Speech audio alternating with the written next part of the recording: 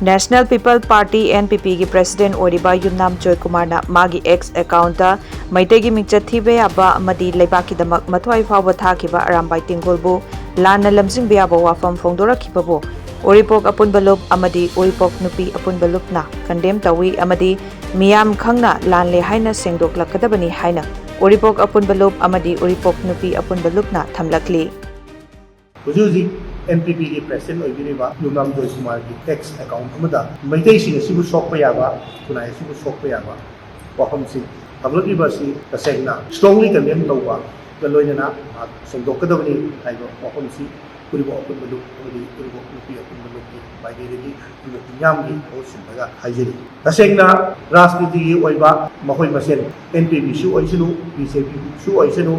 मखोय मसेन की मरक्ता लौनबा गांगनबा संगनबा सिदा अखोय केसु गेनरबा लेते अकाइबा लेते अदु तौबदबु इदैबा इरमदबसि गे इफ्रुपसिंगा नबिदमक्ता मंजिल थाना संथोइबा खुनमाकवा इसे नाउसिं सासिं नाउसिं बु सोगपा याबा अदुंबा वाफमसिं थमकपा असिना मरम ओइरगा अखोय मिपुम खुदिमकि मफमदा पैसाउदबा पोकपा अदुंबा वाफमसिं अखोय मिदैसिं सिबु लानबा याबा वाफम हाइबदि लेबाकसिगी ओइरगिबा फिबमसि करमबा मतंगदा करमबा मफमदा हौगिबनो हाइबदुगी हिस्ट्री खंगगा वरी खंगगा सबसाना खंगगा हाइबिरको ओइरमगदि यामना फगनि हाइबा वाफमसि नत्तबदा मखोयगी राजनीति ओइबा खुनबा सिरिजदा ओइ लेबाकि ओइना अचौबा इरैबा इरम गाकु अचौबा थौदां लौरिबा अरामबाई तेंगोलगुंबा अमदि मणिपुरगी मितैसिंग सिबु गाकपा सेनबदा थौदां लौरिबा खुंगाकपा इसे नाउसिंसे मसी सोकपा याबा वाफमसिंग एनी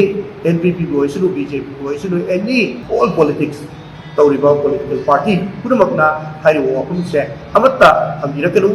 मरमदि करिगिनो हाइबा मतमदा अखोइदा यामथिना थमोय काइबा थमोय सोकपा अखोई मितैसु लाननबगी लमजिंबा पोट के हाबा यावरपसिना मरम ओइरगा अखोई तसेंगा हाइरिबा सिंगसिदा मखा ताना राजनीति तौबिरिबसिंगना NPP की माइगेदिगी युमनाम जोय कुमार प्रेसिडेंट ओइबिरिबा NPP की प्रेसिडेंट ओइबिरिबना होंगदोलिबा वाफम सिंगसि मसाना लाले